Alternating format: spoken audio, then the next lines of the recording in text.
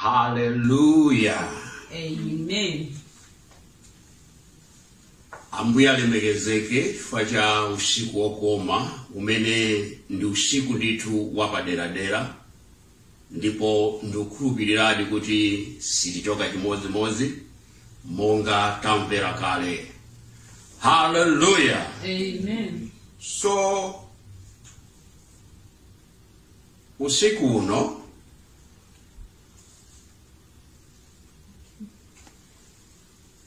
pali zambiri zimene Mulungu atikonzera.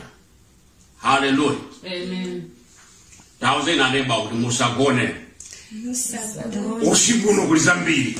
Usiku uno kuli zambiri. Hallelujah. Amen. Ndifuna ndithokoze nonse amene mwatoka madera osiyana-siyana, ma branch osiyana-siyana, komanso ena onse amene mwabwera kuti tidzakhale limodzi. Ndipo ndikufuna tisanapite patali tigaone mawu amene Ambuye atipasa omwe tichoke nawo chaka cha 2020 ndikalowa nawo chaka cha 2021. Hallelujah. Amen. Uthenga umene Ambuye apereka umene tichoke nawo 2020 kukalowa mu 2021 ndi mutu wake chozizwisa chakhumi. Chozizwisa chakhumi. Tiwerenge kuchokera m'buku la Exodo chapter 12 ndipo tiwerenga verse 29 kulekeza 36. Exodo 12 verse 29 kulekeza 36. Ndipo panakhala pakati pa usiku Yehova anakantha ana oyamba onse a dziko la Aigupto, kuyambira mwana woyamba wa Farao wakukhala pa mpando wa chifumu wake kufikira mwana woyamba wa msinga ali mkaidi ndi ana oyamba onse azoweta. Ndipo Farao anauka usiku iye ndi anyamata ake onse ndi Aigupto onse, ndipo kunali kulira kwakukulu mwa Igupto pakuti panalibe nyumba yopanda wakufa mwemo.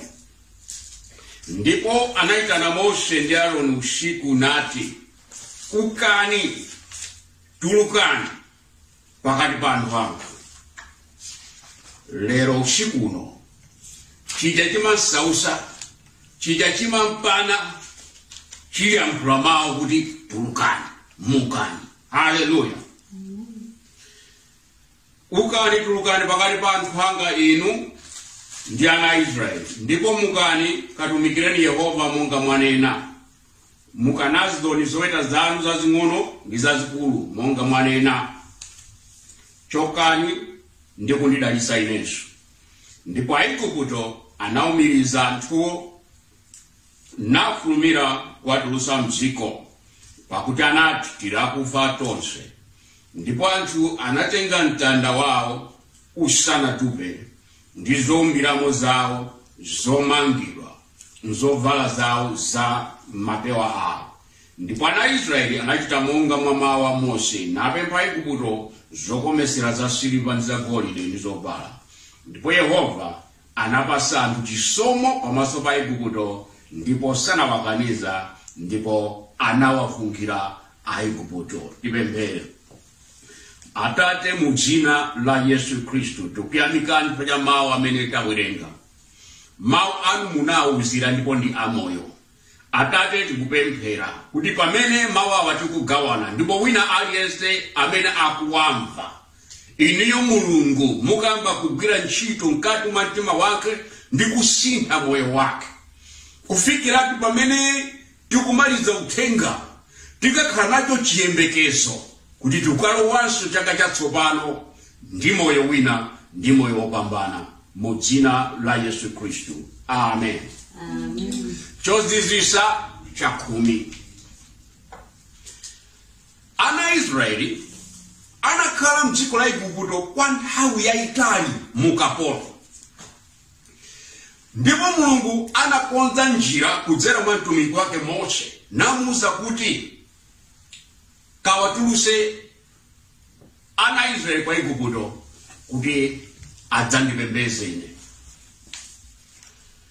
Ndipo Mose Mulungu anamugwiritsa ntchito kudzera mu kuchita zozizwa mamirakuli ndi cholinga chakuti Farao agonje awatuluse ana Israeli azipita. Koma tikawerenga buku limene la Exodo tikuona kuti Mose akachita chozizwa choyamba Farao sanatekeseke. Kudzachitaso chozizwa cha namba 2 wosatekeseka. Ndipo anachita zozizwa zonsezi paka na chozizwa cha namba 9 Farao akuti kuchepera nkaba Mose. Ine sindi kuimva. Hallelujah.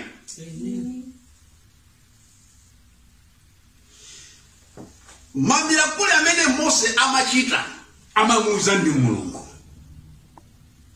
Koma amati akachita mirakuliyo kupezeka kuti Farao sakusintha. Ali kwa achimodzimodzi. Ndikuona amayi ena pompano. Ndikuona abambo ena pompano. Ndikuonanso nyamata saidiyo sungwana. Amene chaka cha 2020 wafika pokwiya nacho. Mina panopo kalenda wangu ing'amba kuti ukundikumbusha zoyipa chifukwa cha mavuto amene wadusha 2020. Kuyesa kupemphera sinthu losasintha. Kuyesa kugwira mtengo wanji zosasintha. Mavuto kumakukulira beshingo. Chifu chimene ndimafuna kufotokozera nchakuti pamene Mose amachita mamirakuli awa yoyamba mpaka na namba 9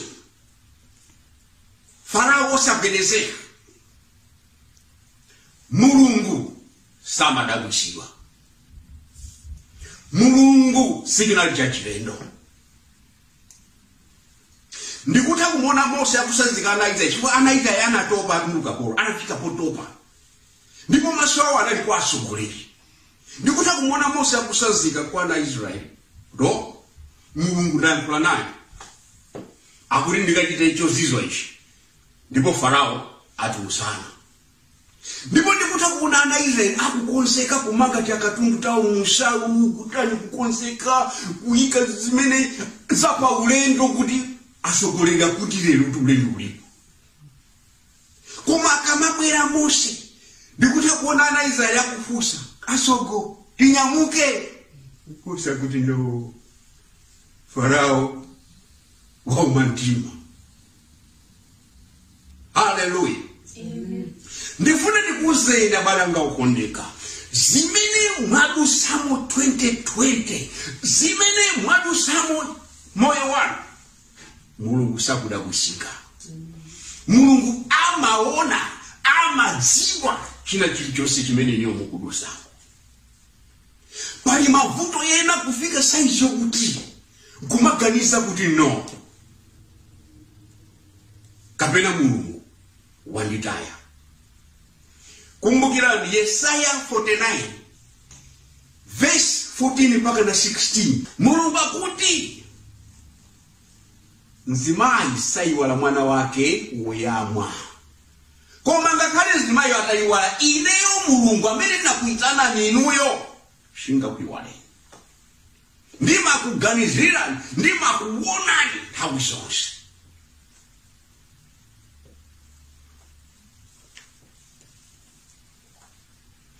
Mulungu akudziwa chimene mukudusa. Pali mavuto ena monga tanena mumafika saizo ndi Mulungu anditaya mavuto okuti kusintha china chilichonse iweyo maonekedwe ako kukhala mavuto mawu ako saundi mavuto ndizo pano ukakakutiza kuchulukira mapeto ako mangona ngati aliyese ndiwipo aneba ataire fupa pamunda wako ayamba matama mafupa ati mataya pamene osataya kubwa chikoni une fupa lotutai kumpeza wina kuwerengeza ndalama lyo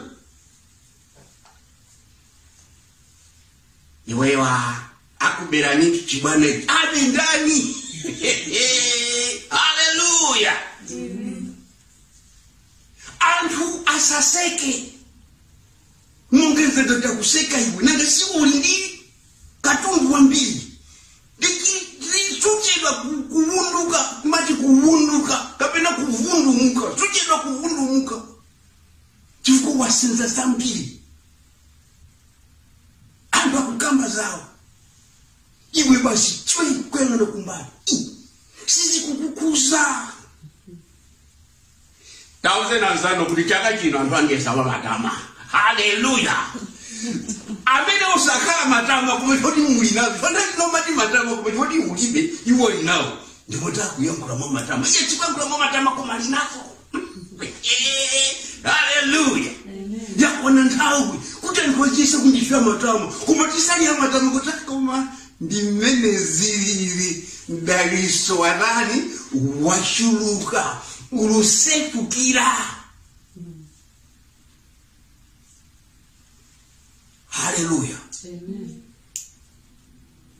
tawi zonse maunenera kutuka chaka ndicheka maunenera kutuka kuma pindulanje kwa ivyayi kumafika society yokuti iya asikunenera uchaka chinolo usakhalepo chwe sura ditaniya unenera ukhalako baka kumafusa kutaya chono ebeneza manena uja ebeneza ke wa covid yemweyo wa covid yo ebeneza danga tandizo libere wali buto ebeneza kwa covid mumwemu akubusa di covid kubera kuna ebeneza kubusa shanga imeya haleluya amen abayo kondeka Mulungu amadziwa chifukwa mukawerenge Exodus chapter 3 verse 19 mpaka na 21 Mulungu nthaimene amamutuma Mose anamuziratu kuti ndikutuma kwa Farao koma ndikudziwa kuti Farao sakavomera pokapoka nditachita zozizwa ndabalanga Mose anazungusika ndikuta kuona antu akumafika saizi kuti chasokoleni koma makati mwangani kwa Mulungu wakuza ni chachiwiri chachitatu koma sisi kuchita ndi ambuye koma abale anga okondeka mawu amene tawerenga lero ndi pamene Mulungu atamaliza zozizwa 9 anachita chozizwa cha namba 10 chimene Farao sana chiperere Farao kuti aese muno gada kuti ichi ndicho zizwa cha namba 10 ndifuna ndikuuze mwadusa muzambiri koma usiku uno Mulungu akupanga chozizwa cha namba 10 chimene Farao sachiyankha chonzizo chimene chocho chikachitika usiku uno iliyo 2021 Mose na mawanga ndito ndikuyankhula ndino mamuti komatu akusamene mukuyankhula chimukuzwa katundu amene ndatenga ndikudziwa matenga katundu olemera koma chozizwa cha namba 10 Mulungu akachita Farao amakweza manja mwamba Farao anakweza manja mwamba ndipo malo moti ana Israeli azipita okamonga mena mapemphera kuti oti vuna zipita sifuna zipita koma Bible ifotokoza kuti anafulumizisa fulumirani zipitani mukapemphere Mulungu wanu mene mmanenera mucha tafulumirani mukuchederani suja makanize kuti tafulumirani akuti mutenge ng'ombe zanu zazing'ono zazikulu zomwe musatishire. Hallelujah. Amen. Ananyamula zonse. And the Bible kufotokoza kuti ananyamula sokatundu wa Egypt. Cho Mungu anawuza kuti mukapembe zinthu za silver za golide akakupasa. Ayikuti kama abwereka amazoti abwere azabwera akuti anabwereka anapa zinapita zimenezo. Hallelujah. Chifukwa chani Mungu amalola nyengo zimenezi? Zifukwa zimene Mungu amakhala nazo polola nyengo zopyazi amaziziwa ndiye. Nzeru za Mungu ndi nzeru za ife sizofanana. Apapa Mungu anafotokoza kwa Roma chapter 9 verse 17. Tuwerenge verse imene. Roma chapter 9 verse 17. Mungu anafotokoza kuti Roma 9 verse 17. Pakuti lembo linena kwa Farao, chifukwa cha ichi ndinakusa iwe kuti ndikaonese mwa iwe mphamvu yanga ndi kuti dzina langa likakushire maziko lonse lapansi. Mulungu anachita ichi kuti Farao ndiye Aigupto komanso ana Israeli akadziwa kuti Mulungu ndiye yekhayo amene ali ndi mphamvu zonse. Sindikudziwa mwadusa muzotani mchaka chimenechi. Sindikudziwa mukukumana ndizotani nyengo ino. Sindikudziwa malingaliro mwanu mwasenza katundu olemera kwa mtundu wanji. Ndifuna ndikuze Mulungu ndokhulupirika. David ananena kuti ndinali wang'ono koma ndakula sindinaone okhulupirira anadya kusowa buledi. Mulungu amene anakuyitana niyo mama tireni. Mungu amene analenga kumwamba ndi dziko lapansi usiku akupanga chozizwa chachikumi. Ndipo chozizwa chimenechi chikachitika china chilichonse chozungulira chikusintha. Chikusintha. Munyamuka usiku wake omwe uno umene mumuke mudziko lina limene Mulungu anakupanga. Hallelujah.